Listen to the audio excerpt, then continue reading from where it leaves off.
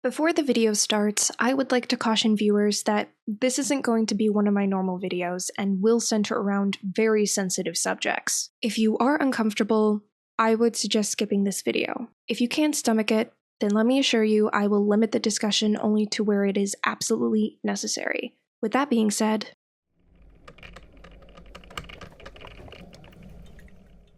so if you've kept up with the K-pop space, then you've probably heard the news of Taeil's departure from NCT.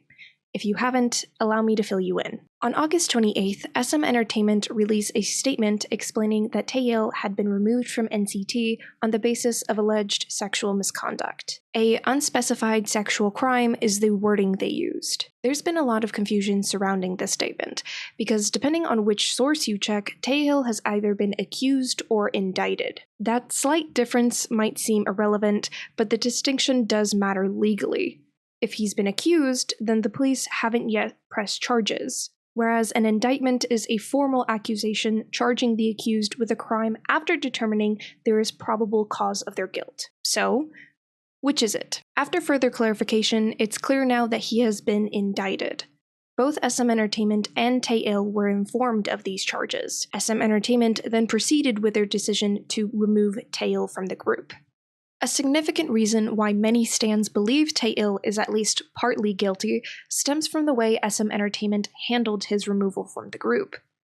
SM has a well-known reputation for being slow to react to controversies and rarely takes such extreme measures even when the situation demands it. The fact that they removed Taeil from NCT so quickly has led many to assume that the evidence against him must be substantial. Fans are also drawing comparisons to another former NCT member, Lucas, who faced serious allegations in the past. However, it's important to note that while Lucas was accused, he was never formally charged with a crime. Despite this, it took SM Entertainment months to address the situation, and even then, Lucas eventually started his own solo career after attention on him died down. The stark contrast in how SM handled Taeil's case, swiftly and decisively, has only fueled the belief that the allegations against him are likely credible. That covers the basics of the situation. Honestly, I didn't know if I was going to cover this story on my channel. Don't get me wrong, this merited talking about. And if it wasn't clear already, fuck Taeil. I don't think I can get more blunt than that. My heart goes out to the victim, who I hope sees justice realized and recovers from this traumatic experience. However, I didn't feel as though I could provide any insight into the situation. I'm not familiar with SM as a company, NCT as a group, or Taeil as an idol. Even less so when it comes to any details that have actually been made public. That was until K-pop stans started overcomplicating what is already a confusing mess with loads of misinformation. I shouldn't really be surprised at this point, but K-pop stans find a new way to disappoint me every time. I fully realize that I'm not a big creator, but if there is at least one person who believes any of the lies surrounding this case, I hope watching this video will enlighten them. Better yet, if we can get back on track and focus on what is actually important: supporting the victim. Rather than talking about what people have made up, it's easier to explain what we do know as of September 1st. I want to make that abundantly clear. This is information we have as of September 1st.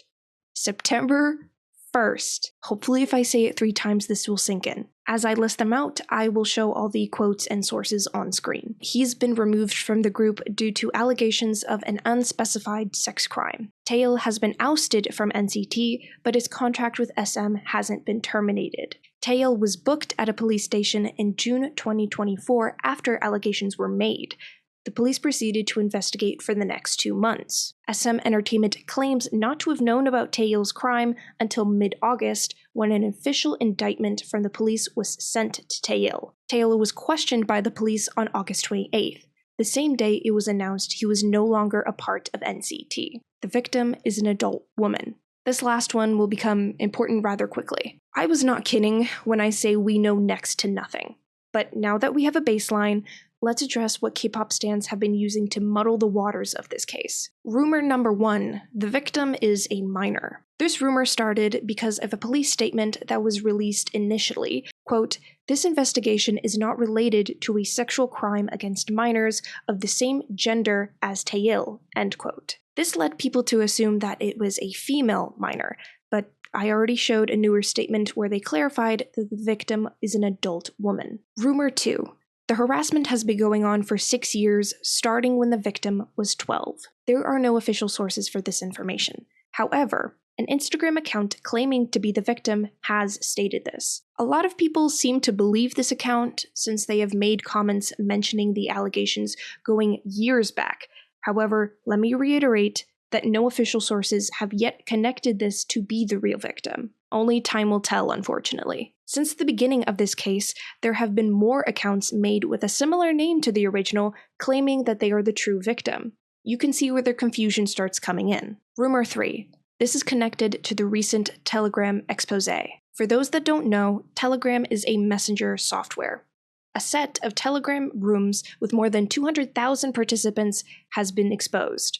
Inside of these chat rooms are photos of unconscious girls and women, deepfakes of a sexual nature, child abuse images, and illegal drug circulation. It was revealed that to gain access to these rooms, one must submit a set of photos of any girl or woman around themselves, such as classmates, siblings, or friends, and provide the girl's personal details. Noticing the similarities, many have been calling it the second nth room. However, it is extremely important that I emphasize that the nth room was a criminal case involving blackmail, cyber sex trafficking, and the spread of sexually exploitative videos between 2018 and 2020. It ended with the arrest of the two main administrators. The recent expose is set in 2024 and is considered separate. When people speak of Taeil possibly being a part of the original nth room, they are spreading misinformation. When people speak of Taeil possibly being a part of the recent Telegram expose, they are spreading misinformation. There are no official sources connecting the cases together. As far as the police are concerned, as by recording this, these are two separate cases. Rumor 4. There is a list of 200 K-pop idols that have been found to have participated in the Telegram rooms, and reporters will reveal it on August 30th. There is not. This one is a bit more obvious, since the supposed date has come and gone without any word of the list. But again, there were no official sources behind this reveal in the first place. It's just another lie surrounding the story. I tried to source where this information even came from, because 200 K-pop idols seemed weirdly specific. It seemed to be yet another connection to the original nth room, when reporters detailed that a list of 200 celebrities were found to be involved. Celebrities include idols, actors, and athletes, etc. This list was never made public. I would also like to be clear that I'm not saying it's impossible for the new nth room to feature idols, however, no official notes have announced this as of yet. Rumor 5, and the one that made me make this video, a supposed confirmed list of male idols in the new nth room. Basically, people fabricated a list of random male idols and spread it online as the supposed list totaling to about 8 idols, quote-unquote, confirmed in the new nth room. Frankly, they didn't even do a good job of making this look legitimate. The list was released by a Dispatch Twitter account, and before you get too excited, I should mention that Dispatch doesn't have an official Twitter account. This was a page set up for the direct purpose of spreading misinformation, which is obvious by its measly 31 followers. The post has since been deleted. Oh, and the list was on an Apple Notes app. The fucking Notes app. In English. Despite how obviously fake it is, it's been repeatedly reposted, causing the fans of the idols listed to start burning their merch. No, I will not be showing the list, because that would defeat the entire purpose of this video, to spread awareness and hopefully encourage people to do more digging before believing whatever they see online. The reason this specifically spurred me into action was the clear motive behind it. For the other vague connections being made, you could argue it's individuals being overzealous, but ultimately wanting to help. This, however, was done for the purpose of fan wars. In the middle of this case is a woman who's been traumatized and needs to fight tooth and nail to see this man put in jail for what he's done. And people are more concerned with seeing a male idol get hate. Yes, it's true. I don't want to see random idols be targeted online because some idiot wanted brownie points. But even more so, to take advantage of this woman's experience for clout? It's utterly disgusting. I would go so far as to say it's inhumane. My last statement on all of this is simple. I want to emphasize that there is no need to dramatize or sensationalize this case. The reality is that this situation is already heartbreaking on its own. There is no need to exaggerate or add layers to it to make it seem worse than it is and somehow more worthy of people's attention.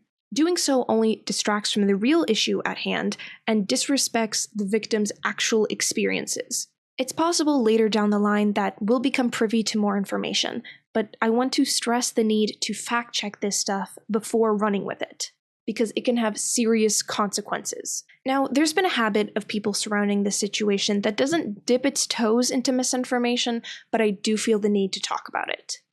That of redirection of attention away from Taeil and onto literally anything else. In each of the examples I'm going to lay out, I want to reiterate the idea that someone's trauma is at the core of this. I've seen a lot of people shaming others for previously supporting Taeil, but let's be real here, no one could have predicted this. We were all blindsided by these allegations, and it's understandable that fans would have supported him before any of this came to light. What really matters now is how we respond. If you were a fan of Taeil, it's crucial to recognize the gravity of the situation and renounce that support.